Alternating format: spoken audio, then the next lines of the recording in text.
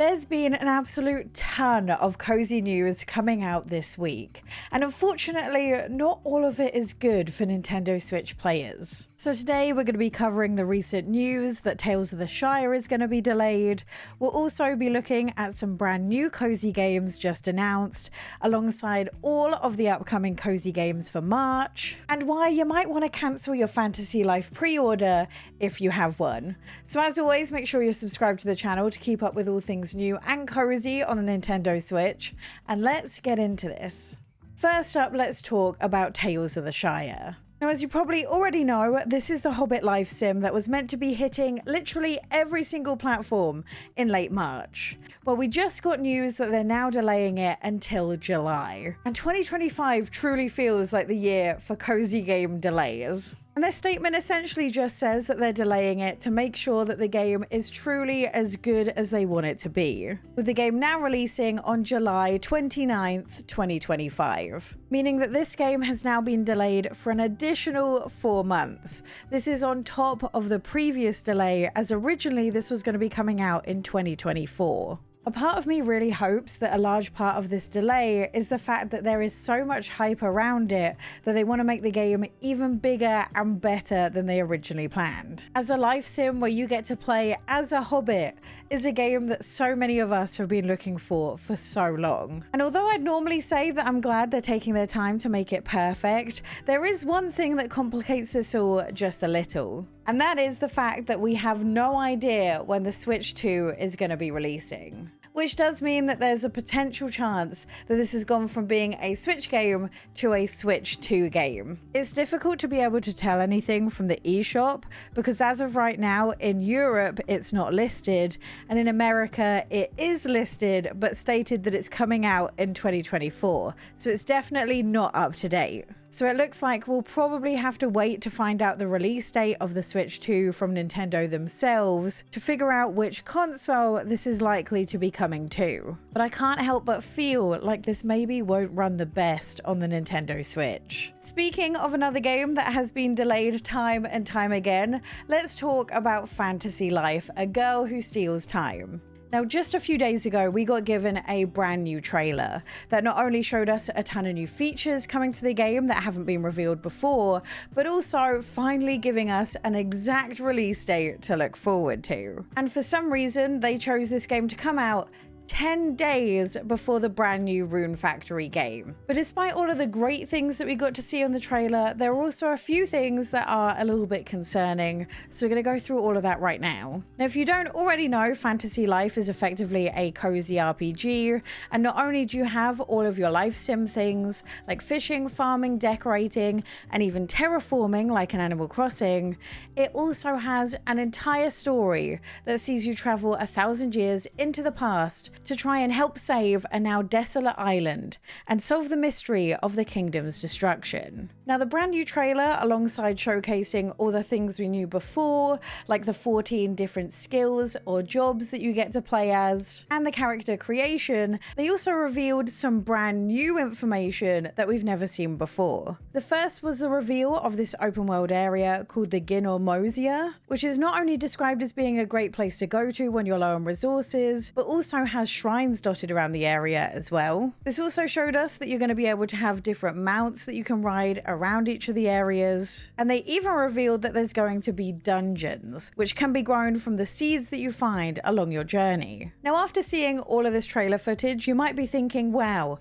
this looks a lot prettier than I remember it. And that is because this footage is almost certainly not Nintendo Switch footage. You see, alongside of this trailer came the announcement that this game was now set to release on both PC, PlayStation, and Xbox. And this will be both cross-platform, meaning that you can play with up to 4 people no matter which console they have, and also cross-save, meaning that you can play this across multiple different devices as well, so long as you buy it across multiple different devices. Now, in general, this being released on more places at once is a great thing. This means that more people will be able to play the game, and with better graphics for those of you that have anything other than just a Nintendo Switch. This does, however, mean that I am no longer so confident that this is going to run well on the Nintendo Switch.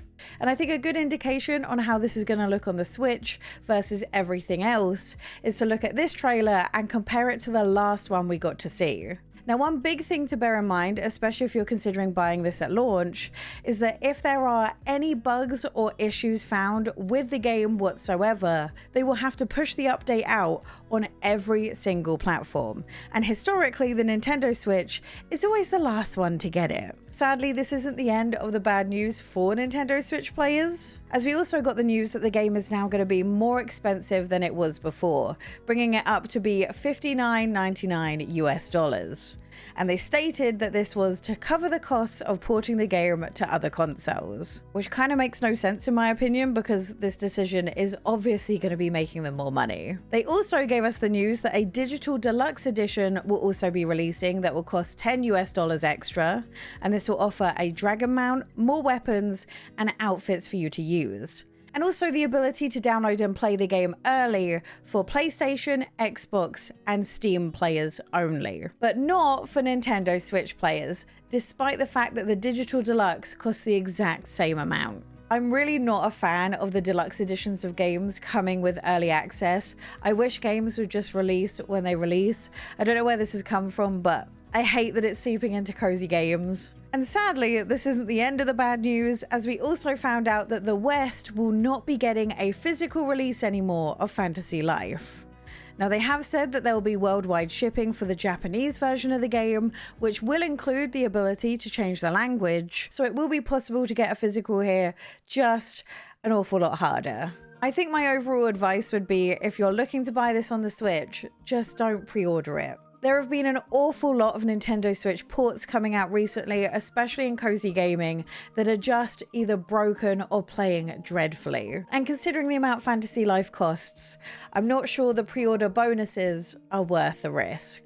Next, let's move to some newly announced cozy games, and first up is YouTuber's Life 3. Now, YouTuber's Life 2 is actually a cozy game that I've played way too much of, and I think is thoroughly underrated, as it's essentially a life sim, but you spend your days trying to become famous by making YouTube videos and by streaming. And then it's up to you to use the money that you've earned to either upgrade your gear, buy the latest games or consoles, or attend events. And YouTuber's Life 3 looks to be even bigger and better than the previous games, as this adds elements of multiplayer into this as well, allowing you to compete online in real time against other people. This is set to come out sometime in 2025, and although they haven't confirmed the consoles yet, the previous games all came to the Nintendo Switch, so I expect to see a port at some point. This week we also found out that Eeowna: A Frosty Glide will be coming to the Nintendo Switch in 2025.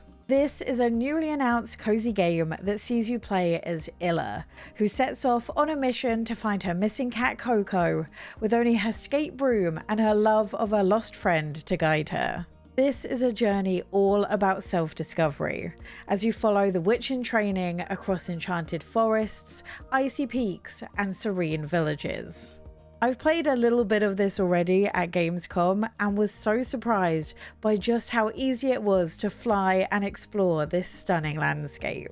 And I can't wait to see what secrets lie in store throughout the game. Next up, let's talk about Pokemon Presents, as you just got news that on February 27th, we're going to have the brand new Pokemon Showcase. Now, if you remember, nearly 1 year ago was when they told us that Pokemon Legends Z to A was going to be coming.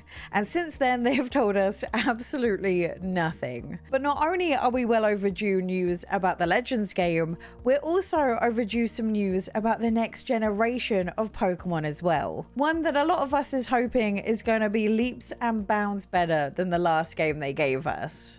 Now, historically, new gen Pokemon games tend to come around Christmas time, usually sometime in November. So this would mean that there's a chance that we'll be getting a brand new Pokemon game this year on the Switch too. But that's not all the rumors that we've been getting on Twitter. There's been a lot of talk about there potentially being remakes or remasters or retro releases of older games.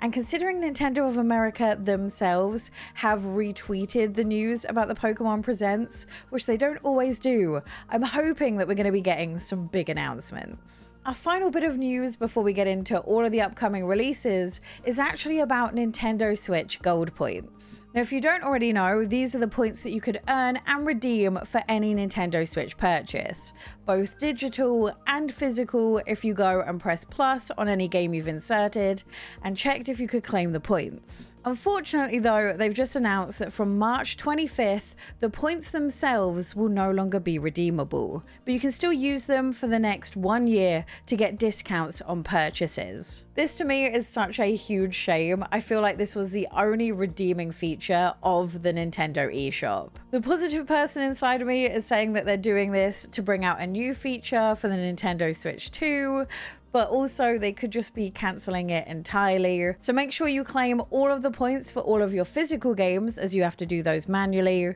and decide what you're going to spend them on. That's it for Cozy Gaming news. Let's get on to some of the upcoming releases. First up is Grimoire Groves, which is releasing March 4th. This is a cozy magical dungeon crawler, and this game starts you off having just moved into a forest called Grimoire Groves. The only issue is something's not quite right. There's only a few plants around and not a single creature to be seen, and it now becomes the witch's jobs to investigate and try and restore the forest. Now, I've played a little bit of this already and it's such a charming game.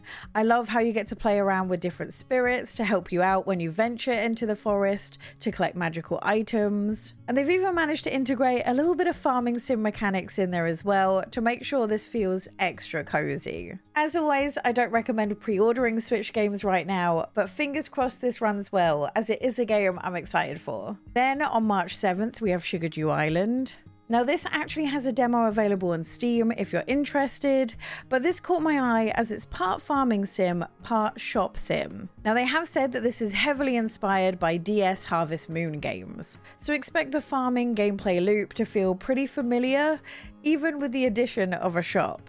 Now, one thing I do like is the fact that it kind of has a story to it, seeing you complete the Harmony Tree quest to restore the island, which I assume is the equivalent to like a bundle-like system. The only thing is, don't expect this game to be overly long. The Steam page says to expect around 15 hours of gameplay, and that it's a game designed to be played in short bursts. So it's completely up to you whether you think it's worth the £15 or not. Then we have On Your Tail coming March 13th. If you've heard about this game before, that is because it's been delayed and was meant to come out in 2024. But thankfully, you can give the demo a go on the Switch to decide if this is a game for you. In this, you play as Diana, an amateur writer who sets off in need of inspiration in the sunny and tranquillic Borgo Marina. But her workcation is cut short when a mysterious thief runs amok, and it becomes her job to find the clues and investigate. And although I had a lot of fun exploring the beautiful town and talking to the locals, it was really the puzzles and piecing together all of the information to solve the mysteries that I had the most fun with, as this seems to mix together elements of spotting the difference to find the clues with a really unique card-based system to piece the clues together and find what really happened. I really hope that because it's been delayed for so long, it's going to be a good Switch port, but we don't have long to find out if it's going to be worth the money. The final game I wanted to point out is actually coming out in February, and it's coming to mobile instead of Nintendo Switch, but I think it's worth mentioning anyway.